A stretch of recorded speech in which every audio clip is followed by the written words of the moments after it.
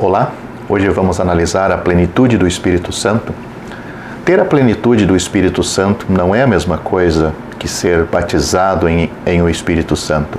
E também não é a mesma coisa que ser selado com o Espírito Santo. Talvez outro dia vamos analisar esses outros dois aspectos relacionados ao Espírito Santo. Lucas, o evangelista, ou médico amado, é o único escritor neotestamentário que menciona este assunto detalhadamente. Ele o menciona 4 vezes no seu evangelho e 10 vezes em Atos, o livro de Atos dos Apóstolos. As 4 pessoas que ele menciona no evangelho de Lucas, como sendo cheias do Espírito Santo, são João Batista, no capítulo 1, versículo 15, Isabel, a mãe de João Batista, capítulo 1, versículo 41, Zacarias, o pai de João Batista, no capítulo 1, versículo 67, e o Senhor Jesus, no capítulo 4, versículo 1. João Batista é descrito como estando cheio do Espírito Santo já desde o ventre, o que indica que ele não foi mérito seu ser cheio do Espírito Santo. Seus pais foram cheios do Espírito Santo para falar certas coisas importantes. O Senhor Jesus foi ungido para servir e podemos ter certeza que foi algo permanente no caso dele. Lucas desenvolve este assunto no seu segundo livro, no Evangelho de Atos. Vamos analisar estes pontos. Primeiro, nós lemos: todos foram cheios do Espírito Santo, descrevendo o que aconteceu a todos os que estavam no cenáculo no dia de Pentecostes, sem esforço da parte deles, depois de serem batizados em o Espírito Santo. Confira isto em Atos, capítulo 2, versículo 4. A segunda ocorrência, nós temos Pedro, cheio do Espírito Santo. No livro de Atos também, capítulo 4, versículo 8. A terceira ocorrência, lemos: todos foram cheios do Espírito Santo, no capítulo 4 de Atos, versículo 31. A quarta ocorrência, 7 homens cheios do Espírito Santo para um trabalho administrativo, no capítulo 6, versículo 3. A quinta ocorrência, nós lemos Estevão, homem cheio de fé e do Espírito Santo, no capítulo 6, versículo 5. Temos outra ocorrência de Estevão, 6ª vez, estando cheio do Espírito Santo, no capítulo 7, versículo 55, quando falava aquela multidão. Saulo, a 7ª ocorrência, no capítulo 9, versículo 17, é dito que ele estava cheio do Espírito Santo. A 8ª ocorrência é Barnabé, cheio do Espírito Santo e de fé, capítulo 11, versículo 24.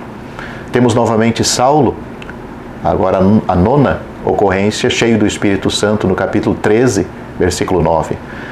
A 10ª ocorrência, e os discípulos estavam cheios de alegria e do Espírito Santo, agora no capítulo 3, no mesmo capítulo, versículo 52.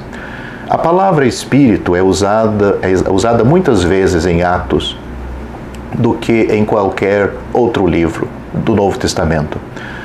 Na segunda parte do livro, porém, não se menciona mais ser cheio do Espírito Santo, a segunda parte do livro de Atos. Como fenômeno, não poderia ter cessado. A verdade é que veio ser uma experiência perfeitamente normal para os cristãos, e já não era preciso ser mencionado quando algum serviço especial estava sendo realizado. Esse destaque está na primeira parte do livro de Atos, onde estava o começo da igreja. Era a experiência normal de todos os cristãos em quem o Espírito habitava. Esta experiência não tornava a vida deles mais fácil, pois se assim fosse, não teríamos a triste história de Estevão. Foi uma experiência que se repetiu nos vários aspectos do serviço, como também em circunstâncias perigosas. E as primeiras 3 referências se relacionam com Pedro. Era acompanhada por fé e sabedoria, capacitando-os a fazer e a falar de acordo com a vontade de Deus. A única outra referência é Efésios, capítulo 5, versículo 18. Fora do Evangelho de Lucas e fora do livro de Atos, nós encontramos, cheio do Espírito Santo, em Efésios capítulo 5, versículo 18, onde é um mandamento. E este mandamento se acha no meio de vários outros que exigem que o cristão viva como cristão e não como mundano. Em toda e em todos os aspectos do seu viver e falar, é assim que o crente deve viver. Deveria ser a experiência normal de todo cristão na vida e no serviço, ser cheio do Espírito Santo, porque cada crente salvo, ele já possui o Espírito Santo na hora da salvação, na hora dele crer em Cristo. Efésios diz: por isso não sejais insensatos, mas entendei qual seja a vontade do Senhor.